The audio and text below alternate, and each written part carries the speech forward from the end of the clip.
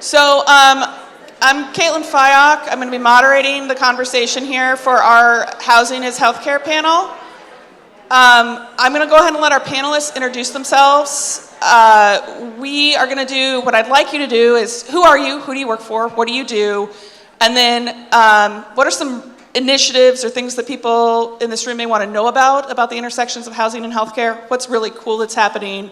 What's some challenges that you're seeing? Just give us a sense of the space kind of in your introductory statements. I'm going to let Owen go first. Hi, thank you so much, Caitlin. I am very proud to be sitting on the stage with a fellow Crimson Bear from Juneau Douglas High School. Couldn't be more thrilled to have you as our moderator. My name's Owen Brooks. I grew up in Juneau, and I work for the Alaska Coalition on Housing and Homelessness. I'm the Director of Organizational Development there. We are the Federal Department of Housing and Urban Development continuum of care for what's known as the balance of the state, which is everywhere in Alaska outside of Anchorage. We're what's known as a rural continuum of care, and we manage all the federal funds that are allocated to address housing and homelessness in Alaska in those rural places. We report on outcomes from those programs to the feds, and those outcomes determine a lot of our funding streams. I'm proud to say that our COC is number 4 in the United States for rural continuums of care.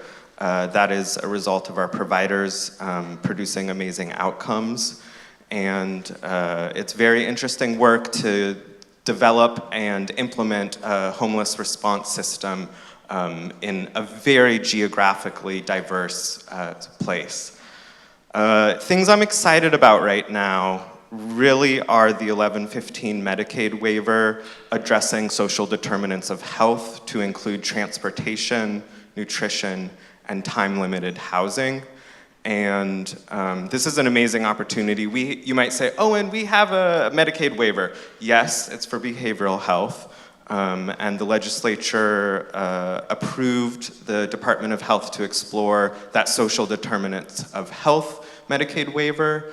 And that's a really exciting opportunity to connect people to healthcare and housing and healthy food and start addressing some base needs that, of course, have trickle-down effects to their overall health and the costs of their healthcare. The other thing I'm really excited about is the Rural Health Transformation Plan. Looking forward to what the Department of Health proposes and really excited for a robust outcome from that proposal. Some of the challenges we are facing right now is a disconnect between federal definitions and allowable spending. So the Department of Housing and Urban Development categorizes homelessness in 4 areas. There's literally homeless, there's imminently homeless, there are place overcrowding or doubled up, and then there's DV. We are limited in our spending to just that first, second, and fourth. So literally homeless, imminently homeless, or DV for COC spending. And it's very difficult to describe to HUD and to federal officials why we should really be including overcrowding and doubling up and couch surfing in allowable spending. HUD regulates what is considered like safe housing, and that includes plumbing. In a lot of Alaska, we have dry cabins and people use honey buckets. And in Alaska, that is suitable, safe housing, but HUD does not recognize it as such. And so we really need more flexibility and understanding regarding what homelessness looks like in Alaska, which is primarily overcrowding and doubled up individuals. Thanks. Hello, good morning, everybody. My name is Dakota Orm. I am a health program manager within the Department of Health. I lead the Homelessness Health Intervention and Prevention Unit, which is affectionately known as HIP. We are housed in the Division of Public Health.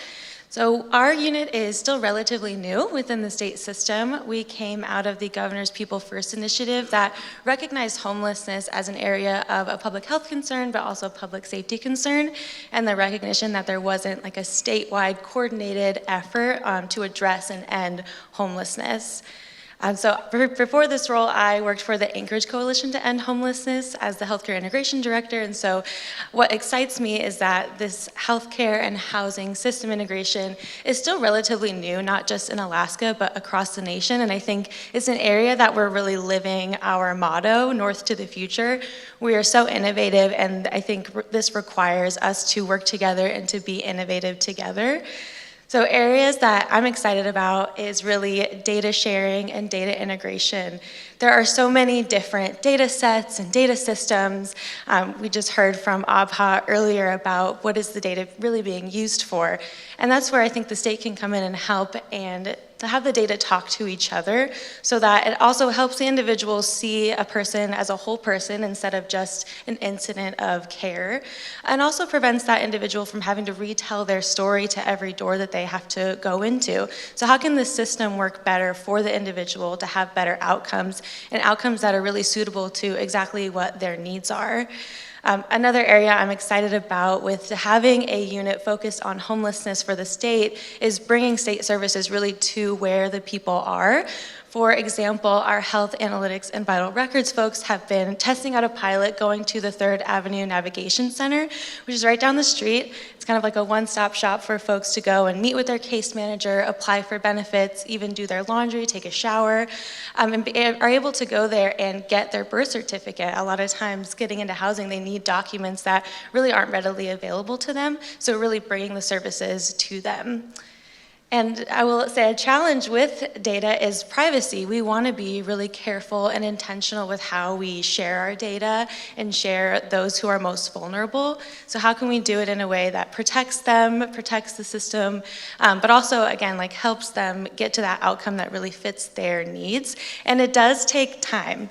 It takes a lot of time to get data sharing agreements passed, but it should take time because we want to be intentional and careful with people's private information.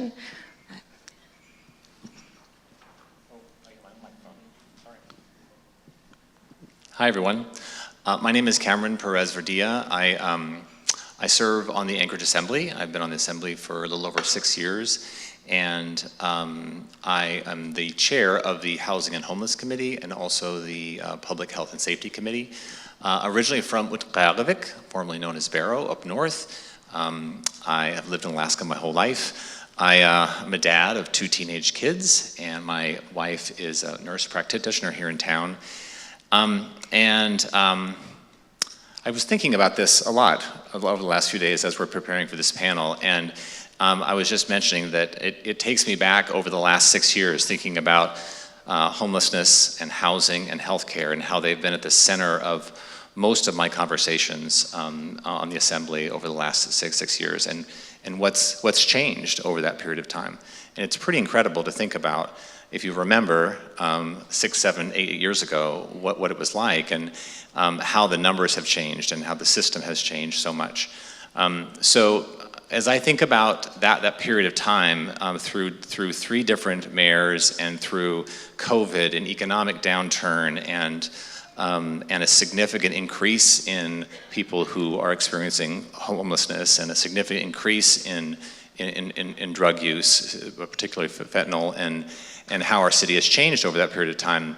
But I also think about all the things that were done. And so I wanted to just sort of point out a few things. I was really excited about the work that was done in terms of hotel conversions and looking at the hotels that we were able to purchase and turn into affordable housing, the 3 different hotels that brought in over 300 units of affordable housing. I think about the 3rd Avenue Navigation Center that was created. I think about the Sockeye Inn, the complex care center that is now functioning and serving folks with who are medically fragile. Super proud of that. And just thinking about the crisis intervention, the crisis analysis system that was put in place, and the call center and the mobile crisis team that is now almost 24/7, and the stabilization center that is coming on soon.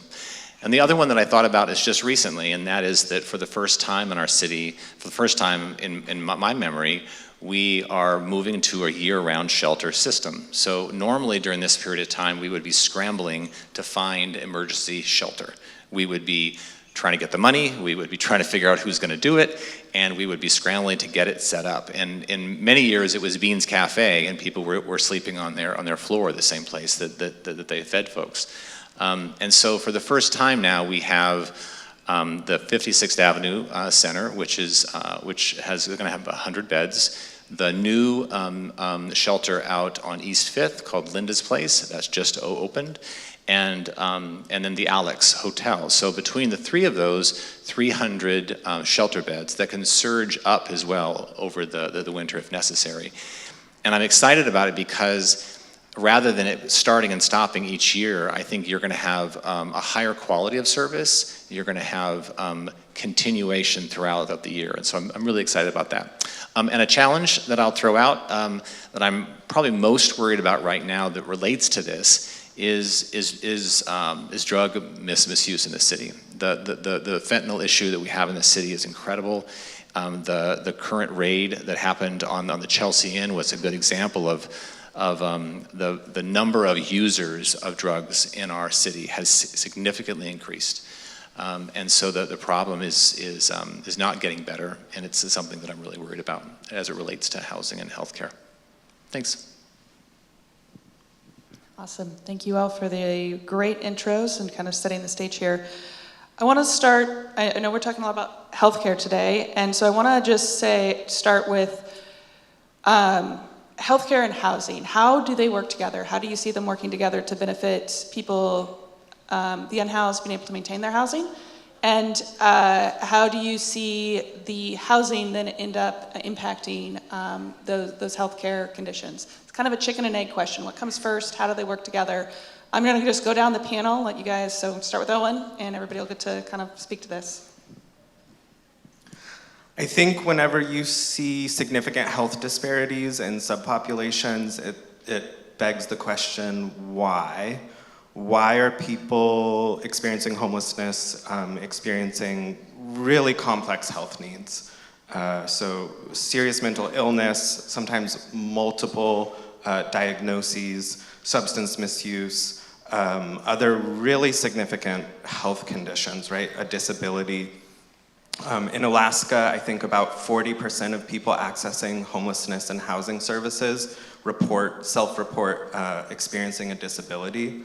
That's double what it is in the state population. So why is it double, right? Why are people with disabilities not housed and their medical needs are not being met? So that's a really big concern.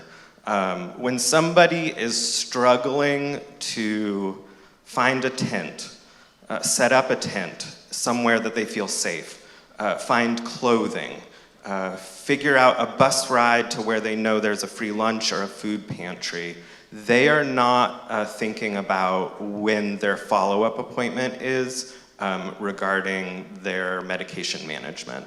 It's just not happening. It's not the top of their priorities. It is, what can I do to stabilize myself today, just for today? When people move into housing, they start getting a very different perspective of their life, right? They might be working with a case manager who's like, I'm gonna help you coordinate transportation to this amazing doctor who's at Anchorage Neighborhood Health Center, and there's integrated healthcare there, right? And they might not know what integrated healthcare is. I'm so grateful that Senator Giesel talked about integrated healthcare. It's really successful in certain places in Alaska. Search has Front Street Clinic in Juneau, and somebody can go and get a pair of socks, meet with a primary care provider, go and get behavioral health treatment, medically assisted treatment for substance misuse. They can meet with a case manager who can help them sign up for benefits that they're eligible for. They can even meet with a psychiatrist or a counselor or get their teeth fixed. And it's all under one roof, and there are warm handoffs happening between these providers. So it's not like I'm writing you a letter, giving it to you, and expecting you to show up in 2 weeks to this other person you've never met. It's this really holistic approach. It's happening at Anchorage Neighborhood Health Center, and it's happening in some supportive housing programs in Alaska where there's a clinic in the building. So somebody just takes the elevator down, goes in, and sees this trusted provider who they've built a rapport with, who they are now ready to talk about what would it look like for me to go on Vivitrol to try and manage my alcohol use. And so we see people experiencing homelessness or living in shelters with these high-cost medical interventions, often through emergency departments. And when people move into housing, there's a very different approach and ability to address their medical needs in the proper place, right? The proper type of care, which is really an integrated care model. I don't know what you would add to that, Dakota. You really covered a lot. You mentioned the 1115 waiver earlier, and housing really is a social determinant of health. And so whether that's somebody's housing quality that they're currently in kind of makes them more medically vulnerable, but also when you become homeless, you become more medically vulnerable because you're experiencing an active trauma and really just focused on survival. So it is hard to go to your primary care doctor visits, get a dental cleaning, when you're just focused on when my next meal is, where am I going to sleep tonight. From a state perspective, we're really focused on access. So chicken or egg, getting access at every level, whether you are in shelter or unsheltered, or you are just recently housed. So but from the state, what we're looking at is how do we bring access to somebody that is unsheltered. So we partner with our disease intervention specialists. We know that syphilis is a really big issue across Alaska, and it does affect our most vulnerable, which is those who are sleeping outside. So how do we partner with those doing local outreach to find those who have tested positive, to get those tested, contact trace, and it's also so we can prevent congenital syphilis, which is really important when we think about the future of health in Alaska. Also, we've worked with an online substance use counselor. So it's an app on your phone, and somebody can kind of check in and have weekly appointments with Alaska-based counselors. I was lucky enough to meet somebody in the spring who he'd been staying in the shelters here in Anchorage and was able to use this online substance use counseling and was able to get sober while still staying in shelter, which is an incredibly difficult thing to do, but it shows what's possible when you bring access and bring services to where people are. And on the other side, once someone is housed, making sure that they have the proper supports like transportation to get to those appointments, are connected to doctors that do care about this population and are wanting to work with this population. I think that's so important. And also from the state perspective, getting people on Medicaid waivers. So some folks really do qualify for an assisted living facility, but case managers don't really know that process. So how do we help support case managers know what that process is and make the process easy to understand, because case managers are often very overwhelmed and having to work with so many people. So how do we ease that burden? Or even those who just need a personal care attendant, where without it, maybe they would fall out of their housing situation, but how can we give somebody the supports where they are and the kind of that right care, right time, and in the right place? It's hard being on the panel because I'm so enthralled with my guest. I'm not thinking about what I'm going to say.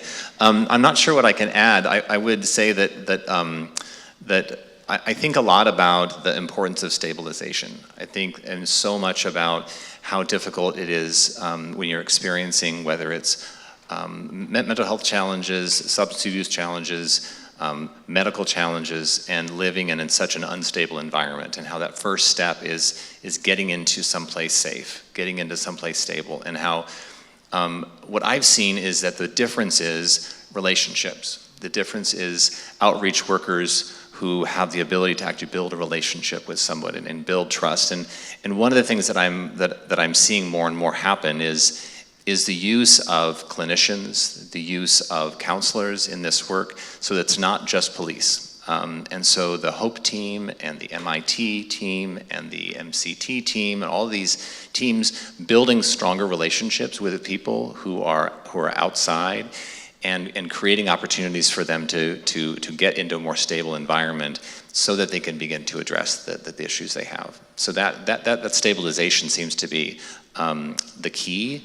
But the challenge we face is transitioning people from that unstable environment to that stable environment. And so there's some incredible work going on here in the city. Some really compassionate and amazing people out there working every day to build those relationships so that we can help people to get into a more stable environment. All right, I'm going to start with Cameron this time. So we've talked a lot about, and this is, I might stretch your brains a little bit here because I know you guys are always coming from the housing side.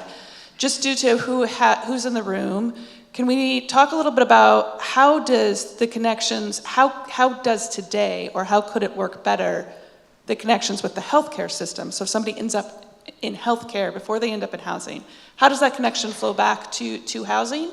And what are things that are happening today that are really exciting there? So somebody ends up in the ER and then ends up housed. How does that work, and how could it work better? What do you see as opportunities there, or things that are really successful today? Yeah, I think that the main thing that I would say is that I'm the president and CEO of the Alaska Humanities Forum, so I've come from a very human sort of perspective, a lot of these things.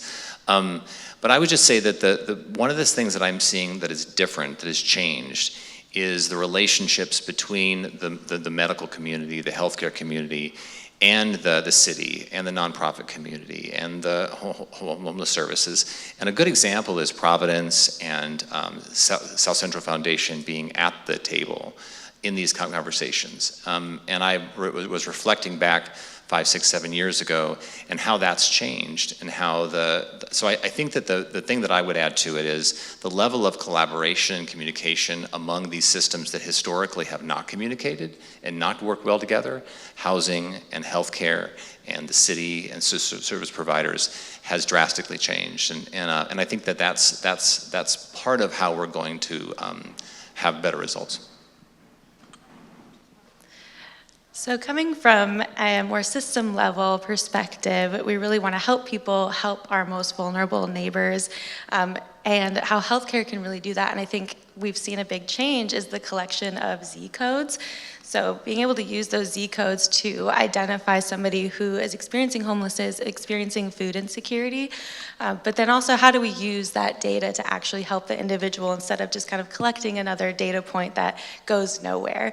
So things that we've been exploring is how can we use our health information exchange to be able to talk to the systems so they can talk to each other to help better with care coordination and also case conferencing around those most vulnerable. So we all, we collect data, but where does it go? But we can look at a high utilizer list to really identify who are the most vulnerable, who's coming in and out of the door using those services the most.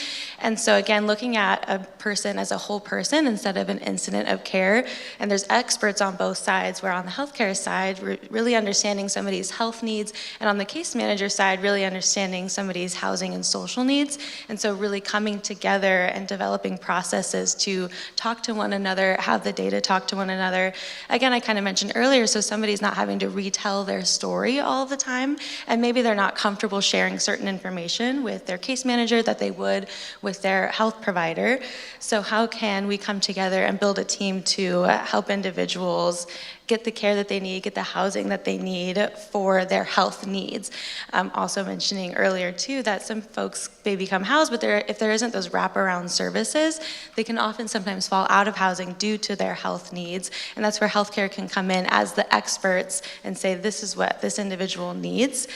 So I keep mentioning data. I'm a big fan of data, but really getting the data to talk to each other. And I think that's where the state can come in and help, having that statewide perspective. We know that there's folks that kind of migrate in and out of Anchorage, in and out of different hub communities. So how can the system as a whole talk to each other to help that individual?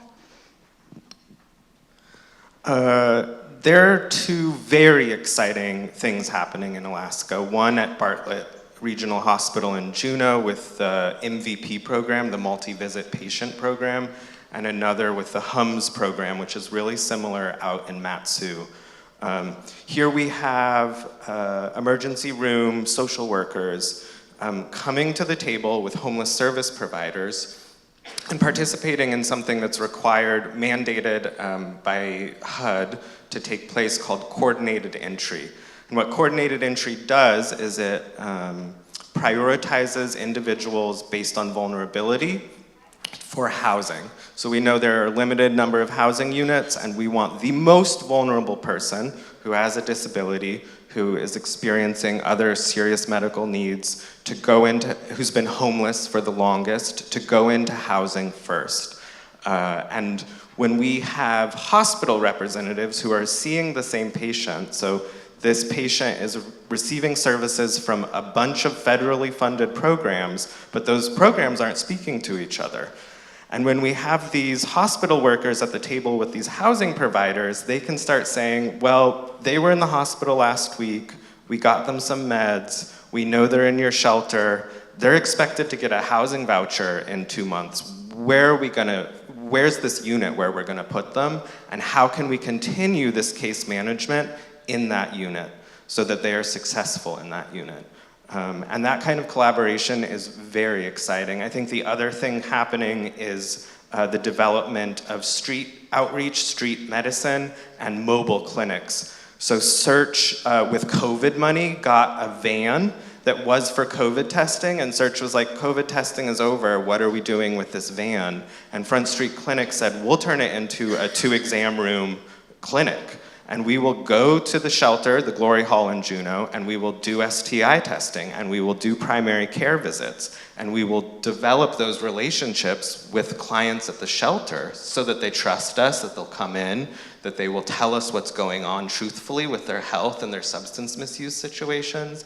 And like Dakota said, it's really going where they are, providing this really comprehensive type of healthcare in the places that it's needed the most, and then coordinating with the hospital on discharge plans and long-term care plans. And so that's 3 examples of something happening that doesn't happen everywhere in the country, but is already starting to take place in Alaska. Awesome, thank you. Dakota, I know you want to talk about data. You've been, and this is awesome. Can you just describe, and you've talked a little bit about it already, but how do you see all of these disparate data systems that have information that can help people? How can they work together better? What are you excited about with the homeless management information systems, medical data, all of that kind of working together to support people and make this better for everybody? What's your vision? I mentioned before, it definitely takes time, and as it should, because we're talking about very vulnerable individuals. But something that Owen and I have actually been working on together is Medicaid data, because a lot of the homelessness population, they are either on Medicaid or qualified to be on Medicaid. And sometimes for case managers, it's really difficult to know whether they are already enrolled. The process can be a little confusing. And so we wanted to start small. So something I'm excited about is a data sharing agreement kind of on the horizon to look at Medicaid enrollment. We did a pilot last summer that looked at Medicaid enrollment for a specific housing intervention program, and it saved case managers hours of time, because instead of having to go through and look at 116 individuals and check their Medicaid status, we were able to provide them, these 12 individuals are not currently enrolled in Medicaid, and so they were able to target their interventions instead of, like I said, taking hours of time, and so they're able to focus on those other areas of need as well. What we can build from that is looking at how successful are housing interventions in the healthcare realm. So we know that those living outside and in shelters oftentimes will be high utilizers in emergency departments, because they're going there for sometimes basic needs like socks or food, but also even a cut, they'll go to the urgent care or the emergency department because there isn't really another option. So being able to then see, once somebody is post-housing, did their emergency use drop and did their primary care use increase? So we kind of see this balancing act a bit when somebody becomes housed, that their primary care usage goes up, but then they're not using those emergency department services as much. And so then the emergency use is more reserved for those with more urgent, more emergency needs.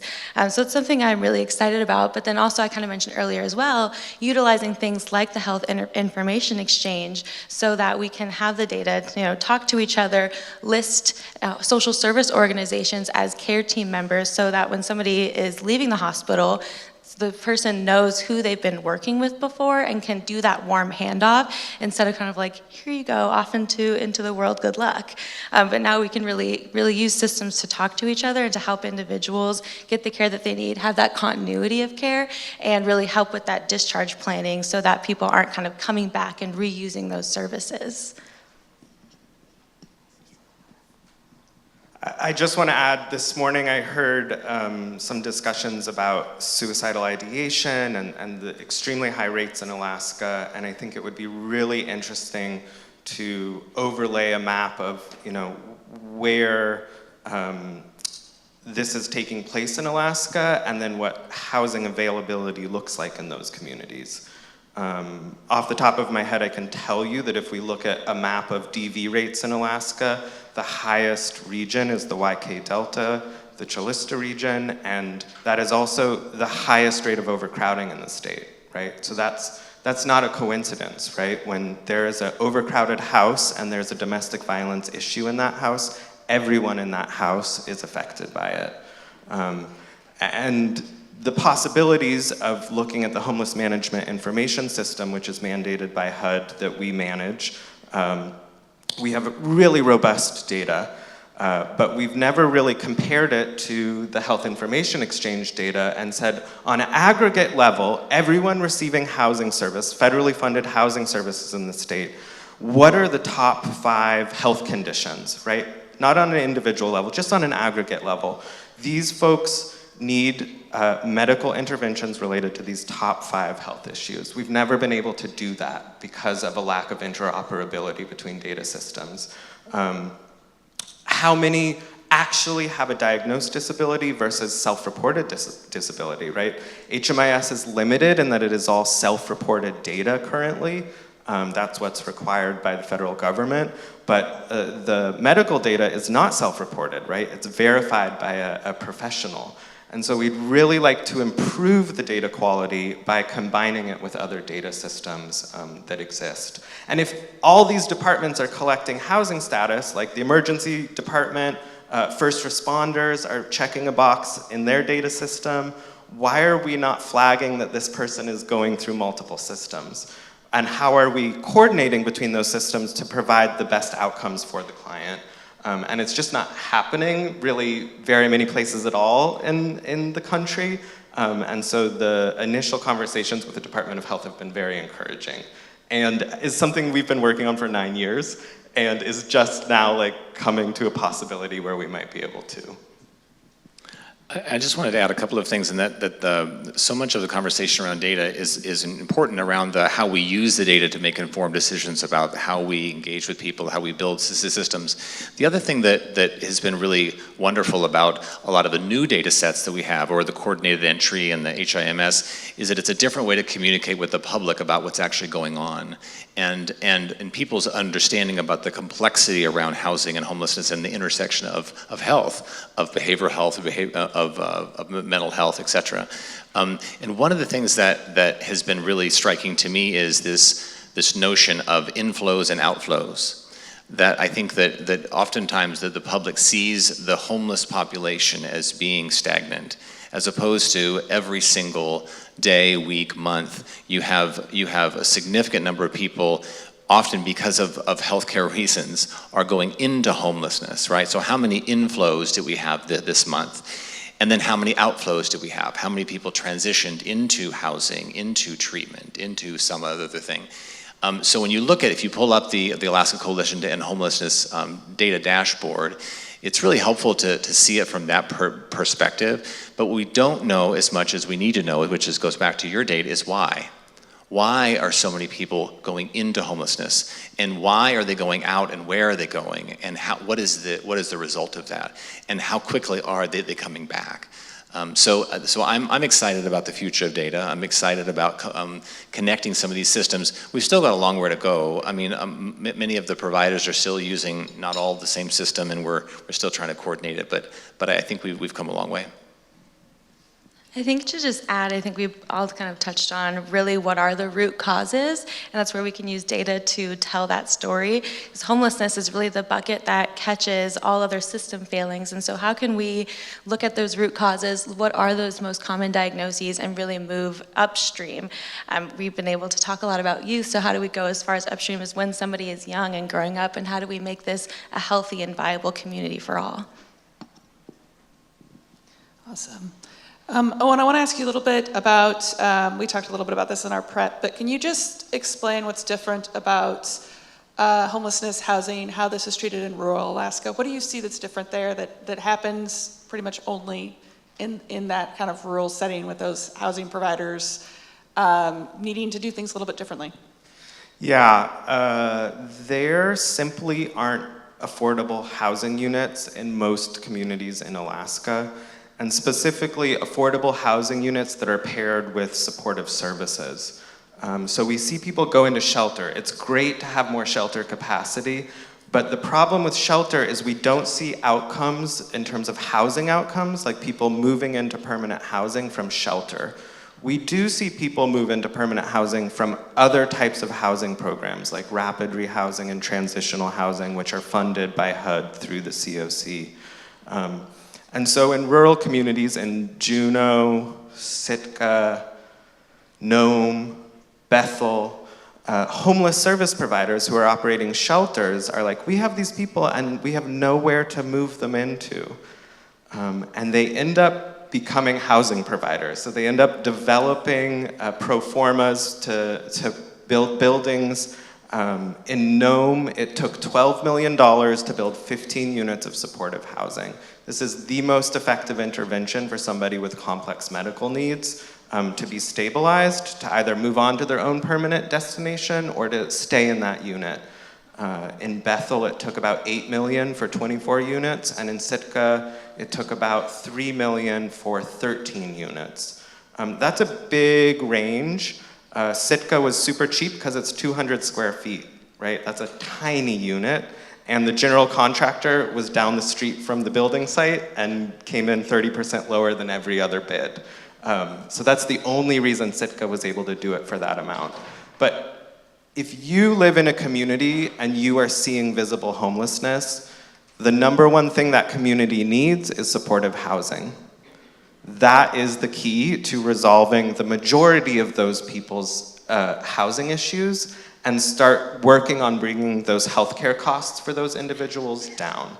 And in other places, there's ample housing availability, and it just doesn't exist in Alaska. So we see homeless service providers, shelter providers becoming landlords and having to learn about all the federal regulations for how vouchers can be deployed and what the building has to be designed to do. But we see very positive outcomes. I think there's like a 95% retention rate, meaning people are not returning to homelessness within a 2-year period. That 2-year period is really significant because statistically, if you can keep somebody housed for 2 years, the likelihood of them returning to homelessness drops drastically. And so when we have a 95% retention rate in supportive housing units in Alaska, why aren't we making 10 times more? And I really say this, if you live in a community where you're seeing homelessness, there is a lack of supportive housing beds in that community. In case people don't know, can you explain supportive housing? Supportive housing is a housing model which layers case management, medical care, behavioral health care in with the housing. So it could be a scattered site in places that can't build a building, or it can be its own contained building. In Juneau, there's Forget-Me-Not Manor. They have a health clinic in the first floor, and in that health clinic, they can do medically assisted treatment. They have a methadone dispensary there, and they have the same clinicians at the downtown Front Street Clinic at that clinic. So many of these people already have existing relationships with those providers. And it's really thinking about housing as a part of a prescription to improve somebody's health. And that the healthcare aspect of it and the services aspect of it, the connection to community, the friendships, the coffee rooms where you can sit and just have a cup of coffee with your other people who live in the building with you, that kind of community and a whole team of people willing to help you navigate what you're going through health-wise is really transformational. It's often called permanent supportive housing, that's what it's known as federally, but it's usually not permanent. There's usually a 5-year window where somebody can totally stabilize and move on to their own unit. That's the average in Alaska. And so it's really about layering on supports so that somebody retains their housing. We do not want inflow from people we've already housed, but we do. And that is because there's a lack of services supporting that person in retaining their housing. All right, one more question before we go to audience questions. Cameron, I'm going to start with you. What policy changes, funding stream changes are most important to impact what you're seeing today? How can you make it better? We've talked a lot about a lot of cool things that are happening or really exciting things. What do you need to have happen to make it even better and improve this connection between getting people housed, getting them health care, and just make the system work better than it does today?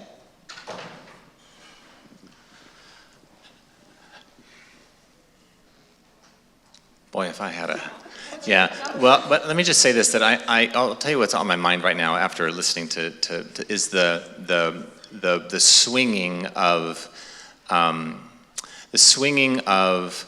things like enforcement versus opportunity, right? And the current conversation we had around camping ordinances and fire ordinances, these kinds of things, and what I think about is the confluence of crime, of substance misuse, of mental health challenges, of poverty, of homelessness, of medical care and medical issues, all swirled into one topic. And being able to pull those things apart and understand them is really hard. And it's really hard for a policymaker to be able to figure out how to engage in that.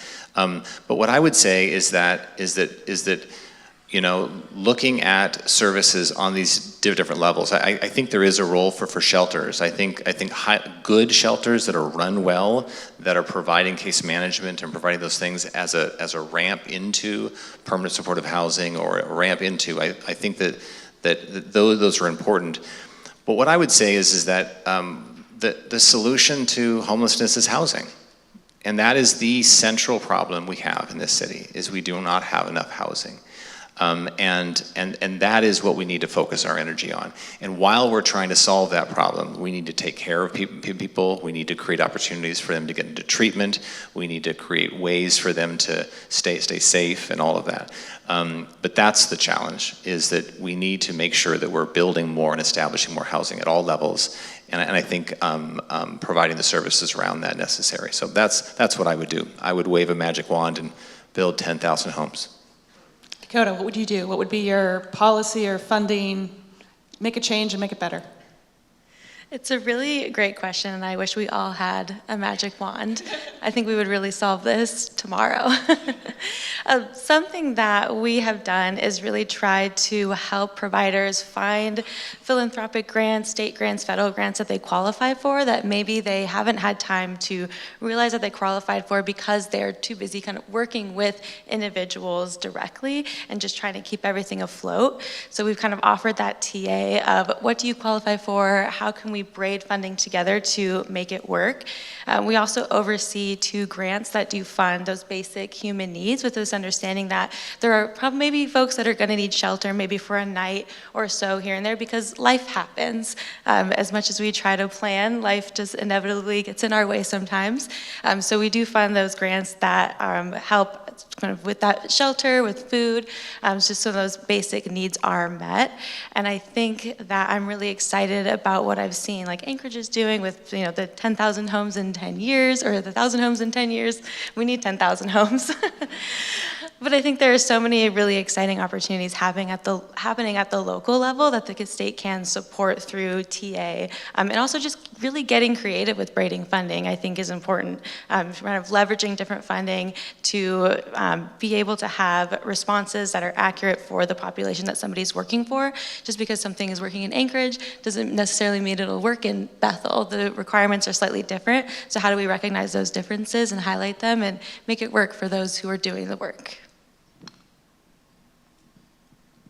I'll split this into two answers, the state level and the federal level, because those are the primary places that we do our advocacy. At the state level, I would really love if there was a legislative committee who, as a part of their portfolio of concern, had housing on the list. We really run into an issue which is like, which legislative committee wants to have a robust conversation about the lack of affordable housing in this state and what our housing outcomes are that we report to the federal government.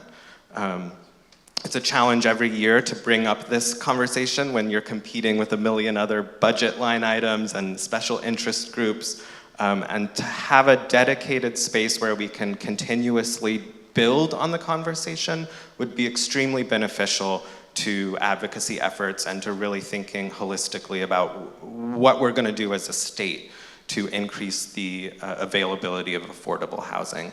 At the federal level,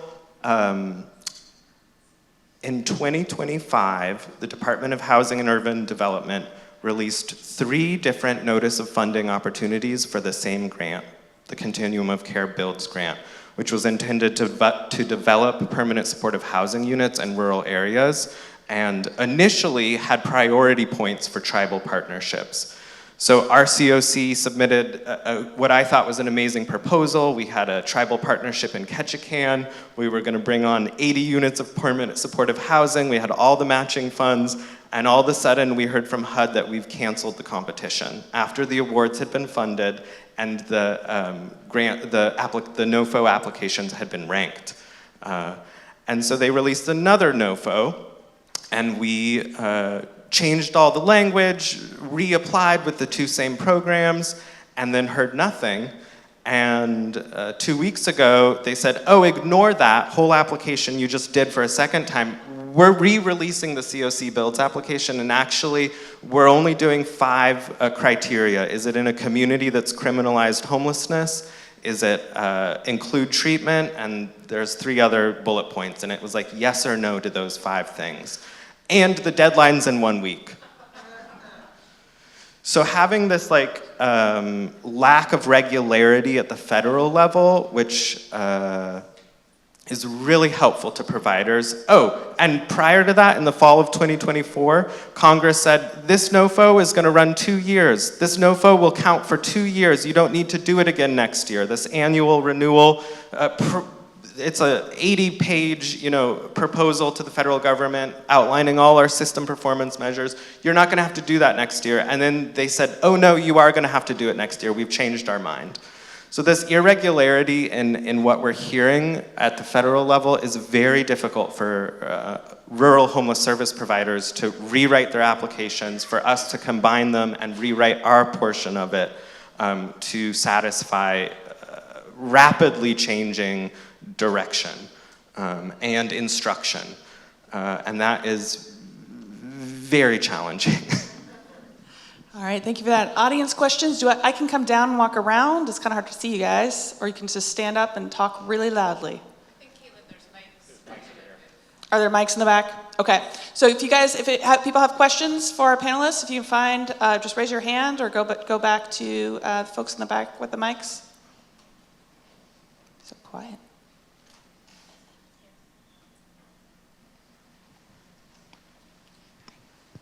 Hi.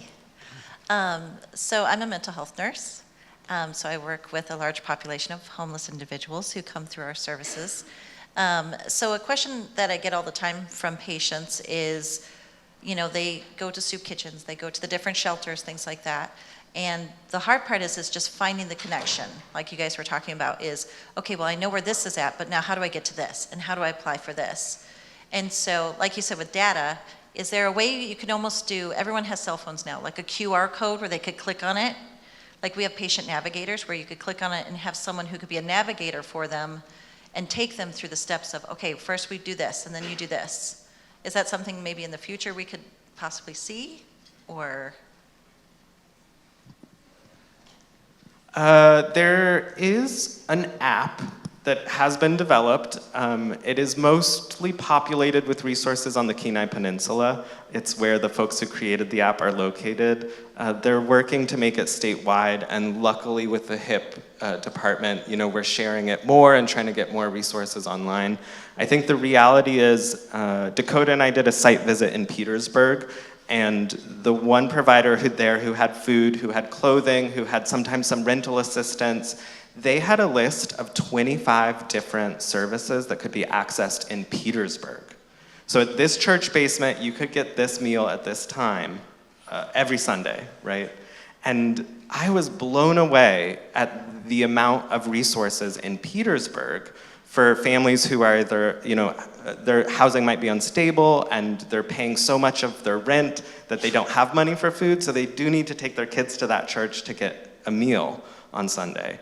And that is not known in the rest of the state. That is known to people who live in Petersburg.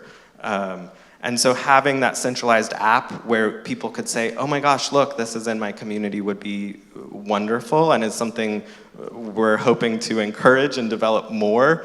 I think when HIP was founded and they started meeting with the HUD COCs, the Anchorage Coalition and the State Coalition, we all said we want a resource map.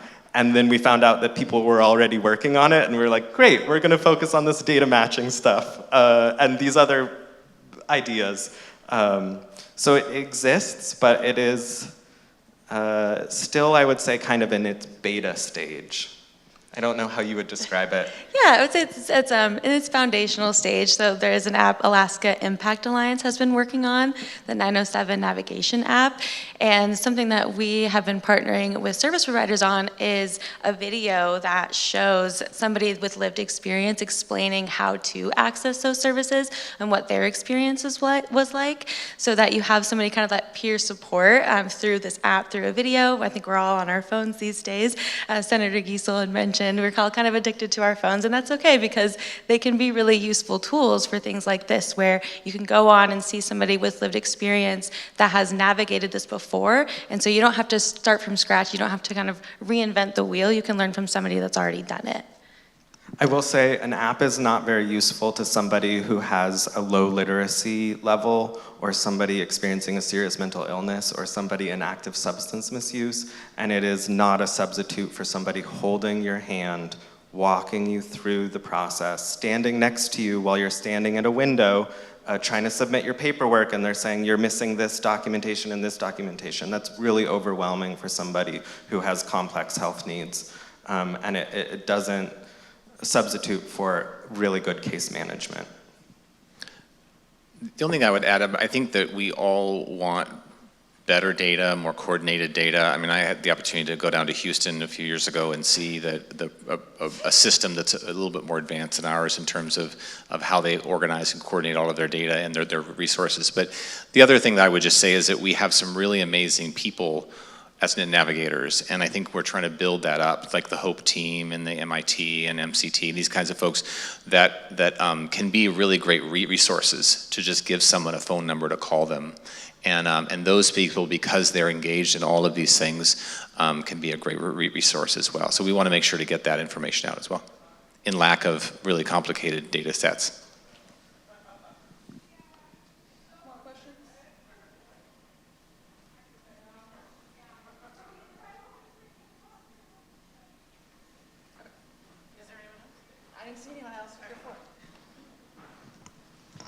Okay, this is a little different. Many of us are thinking about how to use community investment and work requirements to actually build public-private partnerships to create genuine economic stability in communities that don't have that. So I guess my question for you is, do you see opportunity to reduce homelessness and housing insecurity by actually focusing on the economic side first to reduce the inflow and also give people an ability to get out of supported housing or voucher housing And are you seeing at all the interconnection of the work requirement, community investment piece with the work that you're doing? Yes. Yeah, I mean, I think that's a really, the investments that are making and the conversations now about the economic challenges we're facing in our city, right? The labor shortage and all of the things that we're seeing as a result of economic downturn, COVID, and just what's happening in our world. But absolutely, I mean, I think that's a conversation that has to continue to happen about what are those job opportunities that are there for folks, and then how do we stabilize folks so they don't come in, and I think whether that's rental assistance to ensure making sure people don't lose their housing, and organizations like 9 Star that are really working to create job opportunities for folks, and so I think that's a really important point, because I think that we can get really focused on just one piece of it when the economy around us is really contributing to it, both in a positive and a negative way. To afford a 2-bedroom apartment in Alaska on average, and it's funny to average Alaska because the range is so great, you need to make $29 an hour. That is much more than a minimum wage job, right? That is much more than a grocery clerk in Yakutat makes. So if you have kids and you need a 2-bedroom apartment and you work at a grocery store, good luck finding that apartment. In Yakutat specifically, they hired a postmaster, a good paying job. It took that postmaster 9 months to find housing. So they were flying into Yakutat, delivering mail, flying back out. That is ridiculous, right? A good paying job taking 9 months to find a unit. So imagine an underemployed or a minimally employed person trying to find a unit is even more difficult. So it's absolutely part of a community's economic stability. If a teacher cannot find housing in that community, good luck recruiting a teacher to teach in that rural community. If a VPSO or a medical provider who really wants to do rural health and work at the little clinic can't find housing, good luck for the health and safety of that community, right? And until we step in and say we need to start producing more housing and really take a statewide lens on it, it's going to continue to really run up against even well-employed people struggling to find adequate housing. I think, I'd mentioned earlier, and we've kind of talked about identifying those root causes, and that is one of those where the data can really help us tell that story. And I'll also echo that it's so important to have job training opportunities, workforce development opportunities, so that somebody can have those skills and continue to kind of build on that. And what's so great, I think, about homeless response is a lot of the individuals working in homeless response have lived experience. And so how can we make those jobs ready and viable to afford where they want to stay and where they want to live? I'll just add one more thing. Before the work requirements conversation happened more recently around Medicaid and SNAP and all of this, HUD always has counted a system performance measure for continuum of care funding of increasing individuals' income. And Alaska has done very well in our COCs to, once we get somebody housed, increasing their family income, which is necessary for them to stabilize, to move on to their own type of housing that they choose. So we've been doing that for 10 years, increasing individuals who access housing, federally funded housing programs, family household income. And so it's not a new burden or a new concept to at least the HUD's COC funding world. Awesome, thank you. Everybody say thank you to our panelists. We're just about wrapped up, so thank you guys. It's great.